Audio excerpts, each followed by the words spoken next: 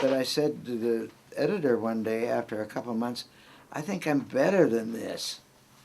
And he says, what makes you think so? And I said, well, I'm going out on some stuff.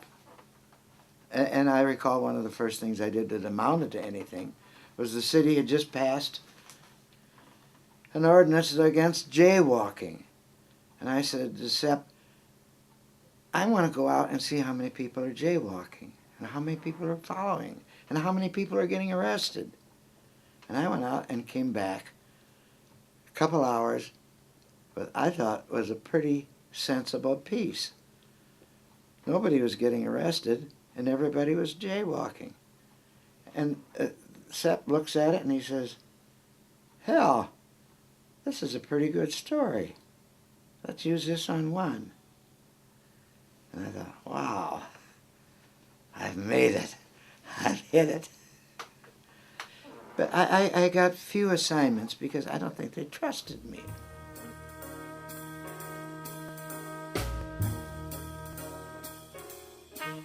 Bob was always a great encouragement to me.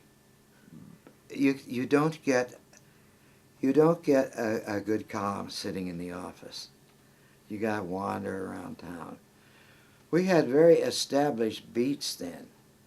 Feeney would take me around to show me where to go. He would make a list every day of who he should contact. You never missed a day without cruising through the Black Hawk Hotel, maybe twice a day. What's going around town? The Black Hawk. You'd go through the post office, and there would be Elmer, the newsstand man, blind, totally blind. He could tell by voices and footsteps who's been in today, what paper they wanted, what magazine they wanted. After I went over there with Feeney a couple times, I said, haven't we written about this remarkable man? And he said, oh, I don't know. Made a perfect story.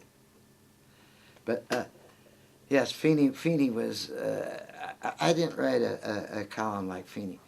Feeney was just a constant bunch of snippets.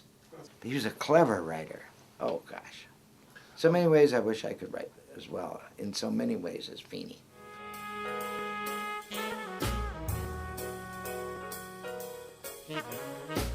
It was absolutely like in the National Enquirer. We would cover, I would spend afternoons in courtrooms covering contested divorces. And wives would be haranguing, husbands would be denying. A contested divorce might last for 3 or 4 days. And we would cover them. And you can imagine what kind of copy that made. Commonplace to go to the fire station every morning and every afternoon before we went to press.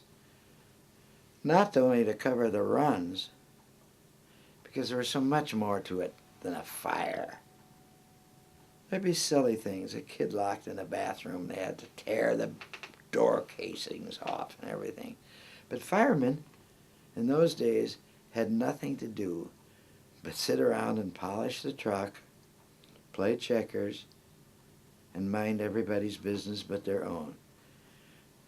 You would get more tips out of a firehouse than you probably get from most other sources. Because firemen just made a business of knowing everything. They were great. I'm sorry to say I don't think we do that anymore in modern journalism. Too bad. We were very loose in our writing and very opinionated. And that went over.